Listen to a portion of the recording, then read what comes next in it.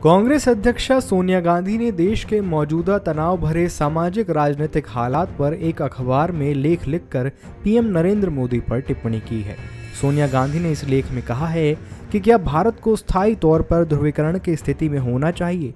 सत्ता प्रतिष्ठान रूप से चाहता है कि भारत के नागरिक यह विश्वास करें कि ऐसा वातावरण उनके सर्वश्रेष्ठ हित में है, चाहे वह पहनावा हो, भोजन हो, आस्था हो, त्योहार हो या फिर भाषा हो। भारतीयों के खिलाफ खड़ा करने की कोशिश की जाती है और कलह पैदा करने वाली ताकतों को प्रत्यक्ष या परोक्ष रूप से हर प्रोत्साहन दिया जाता है। कांग्रेस अध्यक्ष ने आगे यह भी कहा कि भारत की विविधताओं को स्वीकार करने के बारे में प्रधानमंत्री जी की ओर से बहुत चर्चा हो रही है, लेकिन कड़वी हकीकत यह है कि उन्हीं के शासनकाल में जिस अपार विविधता ने सदियों से हमारे समाज को परिभाषित और समृद्ध किया है, उसका इस्तेमाल हमें बांटने के लिए किया जा रहा है।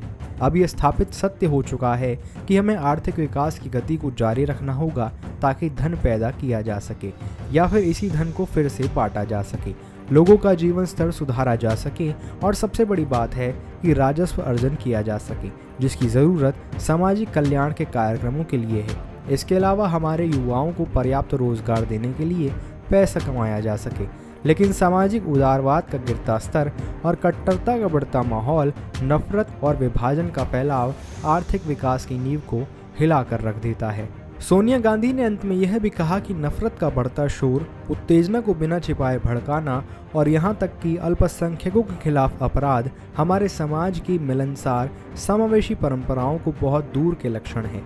त्योहारों का साझा उत्सव, अलग अलग धर्मों के समुदायों के बीच अच्छे पड़ोसी संबंध, कला, सिनेमा और रोज़मर्रा की ज़िंदगी में आस्था और विश्वास का व्यापक मेल मिलाप, जिसके हज़ारों उदाहरण भी हैं, यह सालों से हमारे समाज की एक गौरवपूर्ण और टिकाऊ विशेषता रही है।